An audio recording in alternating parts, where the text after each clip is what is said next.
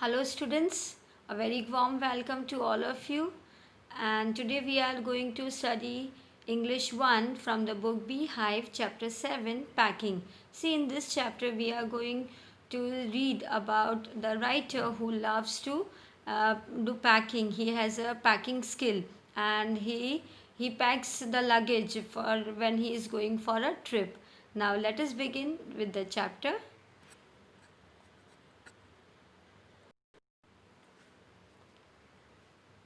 Chapter 7 Packing. I said I did pack. See the writer, what he says over here, he liked to pack luggage for trips and announced that he would do the packing. I rather pride myself on my packing. Packing is one of those many things that I feel I know more than any other person living. It surprises me myself sometimes how many such things there are.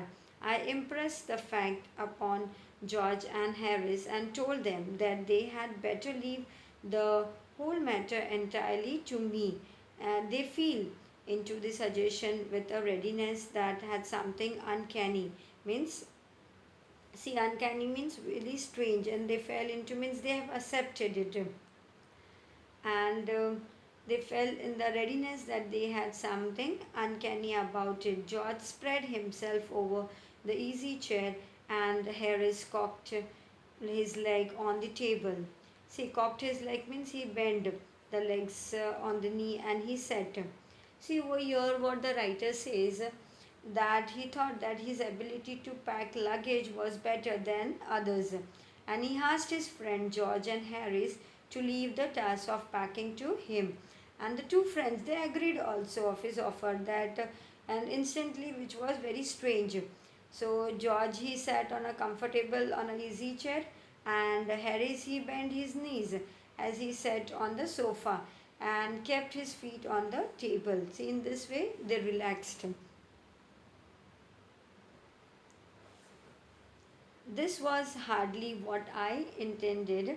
When what I had meant, of course, was that I should boss the job and that Harris and George should potter about. See, intended what he planned about it, and Potter about to do something which is unimportant thing under my direction. I pushing them aside every now and then with, "Oh, yours, here, let me do it. There, you are simple enough." Really teaching them, as you might say. They're taking it in the way they did irritated me. There is nothing does irritated me more than seeing other people sitting about doing nothing when I am working. See what he says over here in this. By saying that he would pack all the things, the writer did not mean that his friend would sit and relax ideally and while he would do all the work. See, he had meant that he would boss upon them while they would do all the course, all these works. So he would nag them and curse them for not doing the work properly or not doing them well. And then he would also chip into the sort of out of mess that they would create. So he was very irritated to see them sitting while and he did all the work. I liked with a man once who used to make me mad that way. He would loll on the sofa, means what? He would means lean on relaxed manner on a sofa and watch me doing things by the hour together. And he said it him really good to look on at me messing about. Messing means to waste time doing something which was not particular. Now I am not like that. I can't sit still. And sit still means I cannot sit without doing anything and see another man slaving and working.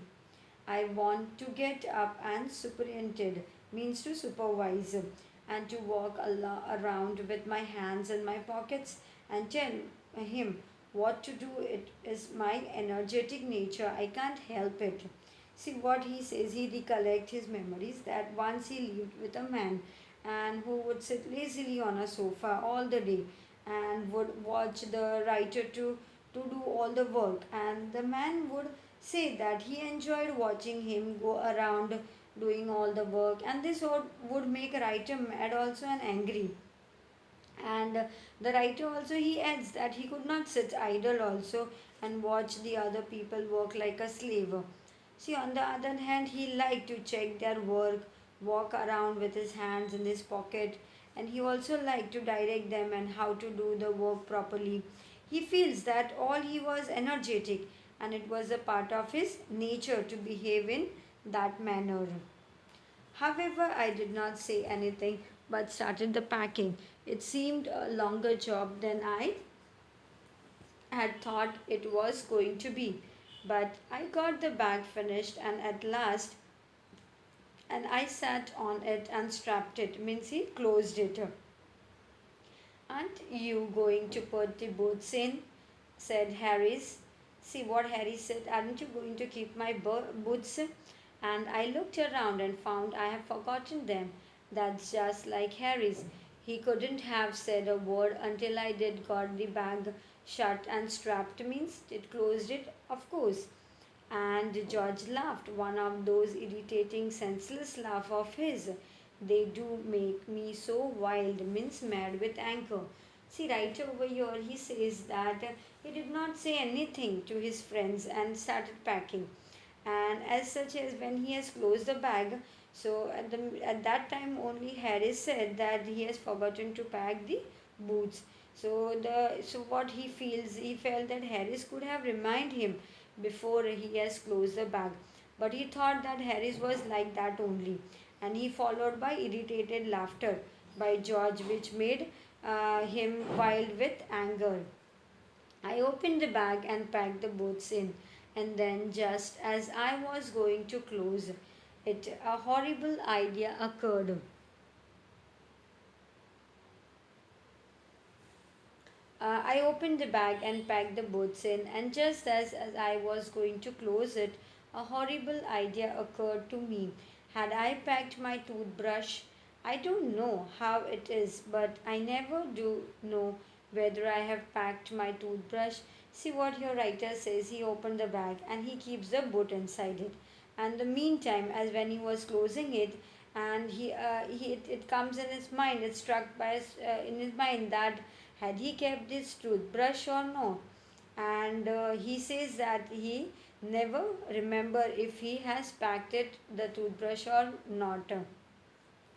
My toothbrush is a thing that haunts me, means he repeatedly give trouble to him when I am traveling and makes my life a misery, means sad. I dream that I haven't packed it. See what he dream, he haven't packed it, and he wake up in a cold perspiration, means sweat, and he get out of the bed and hunt for it. And in the morning, hunt for it means to search for it. And in the morning, I pack it before I have used it, and have to unpack again also to get it. And it is always the last thing I turn out of the bag, and then I repack and forget it, and have to rush upstairs for it at the last moment and carry it to the railway station wrapped up in my pocket handkerchief. See here what the writer says. He says that that while traveling he always messes up with carrying his toothbrush. Always a problem occur with his toothbrush only. And he has a nightmare of not having packed it. And he wakes up in a sweat and look here and there for it. And in the morning he packs it before using it. And also then unpack the bag to get the brush and uses it. See, as if it is the last thing that comes out of the bag, as he has repacked the bag again, and he forgets packing it again. And at the last moment, he rushes to his room to get the brush, and finally he wraps what it in his handkerchief and carries it to the railway station in his hand only. See, of course, I had to turn everything mortal things, means every ordinary things, noun, and of course, I could not find it. I rummaged, means search in a hurry or careless way. The things up into much same state that they